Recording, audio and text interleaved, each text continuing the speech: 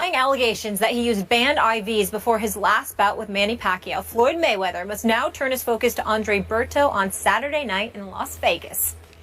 Mayweather has said publicly that he will retire after his 49th fight. If Floyd defeats Berto and then retires, he would tie former heavyweight champion Rocky Marciano's record of 49 wins, no losses or draws. Marciano retired at 31 years old after defeating Archie Moore. That was all the way back in 1955 that record has stood. Stephen A., what impact could these allegations have on this fight in Floyd? I suspect little to nothing. Floyd Money Mayweather is just entirely too experienced, and when the adversity hits him, he rises to the occasion inside that ring. But I will bring up a couple of things. Number one, supposedly he had canceled an interview with SportsCenter that he was supposed to have yesterday. Yeah. Normally, I'm very, very big on you make a commitment, you do everything it takes to get there. In this particular situation, I don't have a problem with it, because when you are a fighter and it's like on the eve of the fight, anything that distracts you, remember, it only takes a split second to get caught with the wrong punch and take you out of there. So anything, when it comes to fighters, I'm not talking about meaning him and SportsCenter or whatever. I'm saying that when it comes to a fighter, whether it be unboxing or the UFC or something like that, when your very life basically is on the line because you got to fight, you shut off all distractions. That's just me at that moment, meaning like right on the eve of the fight. The other thing that I want to say is this. I don't believe Berto is going to win this fight. I think he's going to get schooled. I don't think he's on Mayweather's level. But I would like to keep in mind, Berto does have power, he does have speed, and he does not back up. He's coming. And so as a result of that, you get a puncher's chance in the sport of boxing. And I believe he has a puncher's chance, even though I don't think it's not as much of a chance, because I don't expect Mayweather to get hit, to be quite honest with you. Having said all of that, I do not believe Mayweather is going to retire. I do believe he will fight this fight. He will announce his retirement, obviously, and say it was great and he's not going to miss it. And then he will wait to see what happens with Cotto and Canelo Alvarez on November 21st, I believe. And after that, what Pacquiao does. And then he'll make a decision about getting another $100 to $200 million down the road about a year from now. In the end, what it comes down to is that he's gotten a bit slower, just a touch. He's got hit against Sugar Shane, got hit against Madonna. And so as a result of that, even though you surmise that this ain't going to be a distraction because he's too experienced and too much of a veteran, you never know, because we're talking about a split second where something could happen.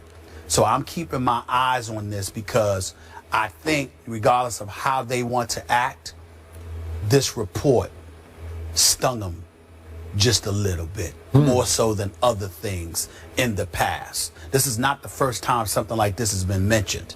It's the first time it's gotten to this point. And I think that is categorically and emphatic as Leonard Ellaby was in denying to me personally that this is bogus, there's no truth to it whatsoever, this is much about nothing, this is a bunch of nonsense.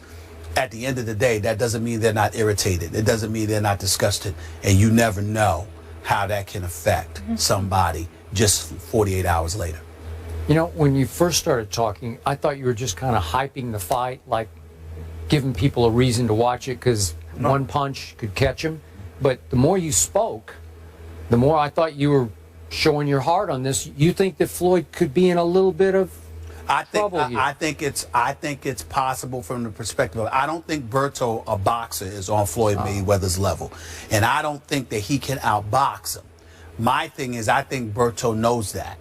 And the whole thing about it is that I don't care how beautiful you can box. How are you once you get hit? If Berto hits this guy, Berto is not as slow as Madonna, and he's not as old as Sugar Shane. If Berto catches Money Mayweather, there could be a problem. I don't believe it will happen, but again, the slightest distraction, when you get up there in age, reflexes just a touch slower, you never know. I'm not trying to promote the damn fight. I ain't going, but I'm telling you. You're going to watch it? Yeah, of course I will watch it. Should I buy it? As a casual boxing fan, should buy it, because we will definitely talk about it on We'll definitely talk about it. We're in this business. You know what? You can watch it because Berto is going to come to fight. Now that may not, that's going. I agree with you. Detriment, but Andre Berto does not back up. Unfortunately, he walks into a lot of punches. That's right. And he has lost 3 of his last 6 fights, including losing via TKO to Jesus Soto Caras. That was because he was a one-on fight at that time too. Okay, just like you said, Pacquiao. I understand, right. but still, the record is the record. And I did have an issue. Floyd should have gone ahead and made his appearance on SportsCenter at 6 o'clock. It was during the 6 o'clock hour last night. He must have been stung by this because Thomas Hauser's reporting raised a lot of serious questions, a lot of red flags, and I'm not sure Floyd wanted to have to deal with that. Maybe, as you say, this close to the fight, he wanted to just do a fight interview, and all of a sudden. For the record, I'm not saying he shouldn't have showed up. I'm just saying I understand it, considering got to stay focused right now on the eve of the fight. But in the end, I am with you. This is where I do admire Floyd. He's always in some, involved in some issue somewhere off the field, outside so to speak, right? Outside the ring. And this man can focus like no one's ever been able to focus. So I'm assuming he will focus well enough and be skilled enough to just simply outbox Berto. Could Berto catch him? I don't know. I doubt it. I will buy the fight. I will watch to see what you brought up. Floyd is 38 years of age, and Father Time waits for no man, so maybe just a touch slower. I want to see him give Pacquiao a rematch because I think it would be a fair fight. Guys are desperate, and when you're desperate and you come after somebody and you force them to fight, and if you're Floyd and you don't like punching, it could be interesting. All right. Could be. Well, we'll see what happens. I hope it's not his last fight. I hope it's interesting. We'll see. Eli Manning gets paid? Say what? You might be surprised by the dollars. We'll fill you in on the contract details after the break. This is First Take. Stay with us, won't you? In his first game as Bills head coach, Rex Ryan will try and put an end to a streak of 7 straight Bills coaches who lost their first game coaching with the team. We know there's been a carousel there. And it won't be easy against Andrew Luck and the Colts. Andrew Luck has more yards, completions, and attempts in his first 3 seasons than any quarterback in NFL history. He's a lock, Skip Bayless. Only Dan Marino threw for more touchdowns. Who wins? Andrew Luck, Hall of Famer. Stephen A. Smith, here I go again. Another home underdog. Indy minus 2.5 points at Buffalo. And I'm going with another upset that really in a few weeks won't seem like that big of upset. I'm saying that Buffalo is going to be a wild card team in the AFC, finishing second in this division to New England. And I'm going to say that with Rex just electrifying that community, as we saw when we visited up there, that stadium is going to be rocking at kickoff this Sunday for the new era to begin. And maybe I drank too much of the Buffalo Kool-Aid when we went up there for our first visit to our first camp. But I love this football team. And I'm shocked that Rex had the wisdom and the foresight to give Tyrod Taylor a shot here because he can play. I believe in it. It's his first start in the 5 years he's been in the league. But I loved him in the preseason game that we got to see him in. And this offense has been explosive throughout the preseason. Obviously with Sammy Watkins and Percy Harvin and Robert Woods and LaShawn McCoy. And I think LaShawn's going to be fairly healthy, they say, for this opener. They threw in Richie Incognito on that offensive line. I'm not a fan of his as a guy, but as a player, he can play. And that defense, it is loaded. They don't have Marcel Darius for week 1. They'll have him going forward. But my God, that secondary is so deep, and Jerry Hughes and Mario Williams, and my God, it just everywhere I looked on that practice field that day we looked over our shoulder at their practice, I saw talent. Yep. I saw a really good football team with big question mark at quarterback. But I think Tyrod's going to have a very good year for them, and I think it starts against Andrew Luck, whose team, I'm not saying Andrew Luck is overrated, but that team is being overrated. You got them going all the way to the Super Bowl. I just don't think they're that good. I don't see it, and I think they're going to get off to a rough start at Buffalo. I got Buffalo winning 28-24. Remember at camp, Jim Kelly said Tyrod Taylor. He did. I was a little surprised when he told us that for quarterback competition, but he said, don't rule him out. During training camp. What I would, I'm sorry, Skip. Yeah. Yeah, here we go. They don't have a quarterback. So why is it such a shock that Tyrod? I mean, my God. Because EJ Manuel, EJ Manuel or Matt Castle. Oh my Lord! Somebody has been picked over there. Please, both of them. I mean, both of them. I mean, they both lucky to be in uniform the way they've been playing. Even though EJ Manuel had a couple, at least one good preseason game. Here's the reality. Skip Bayless. If you pick enough teams that are the home underdogs, you're gonna get one right.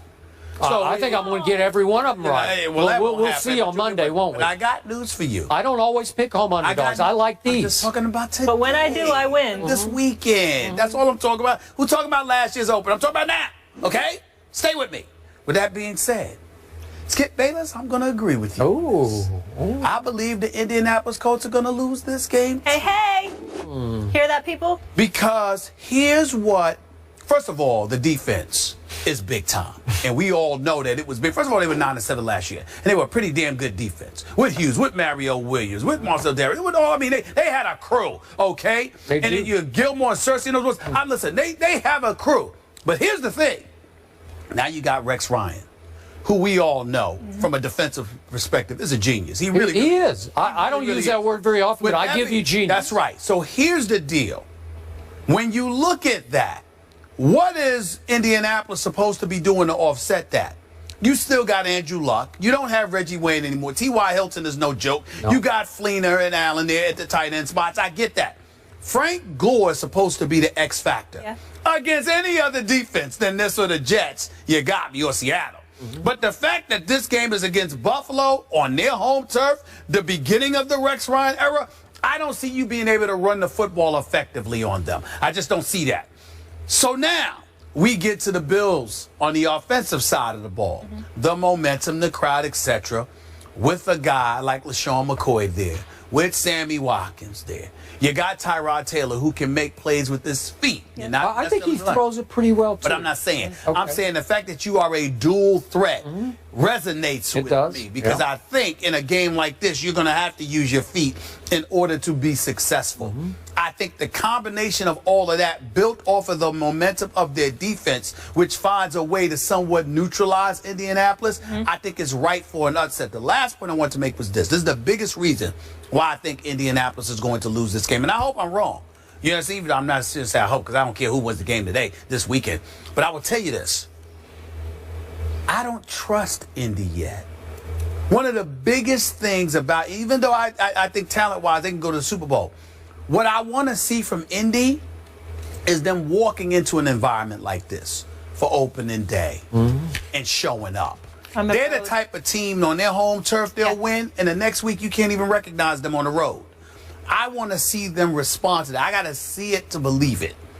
And until I do, I'm going to give Buffalo the edge in this one. I think Buffalo's going to win this game 24-23. Okay. Can you see Buffalo winning a wild card? No, I got the Jets going to the wild card. Do you really? Oh, that's bold. I got the Jets. Is LaShawn starting? I thought he's a little bit banged up. Do we know? They say he's a little bit banged up, but he says he will be ready for week one. He says he will be ready for week one. That'll be important. But they haven't said it. All right. You guys want to talk a little boxing? Why Having not? so much fun with NFL. But Mayweather, it's his last fight of his storied career this Saturday. That's what he's telling us. Will the recent allegations have any impact on the outcome? That is next.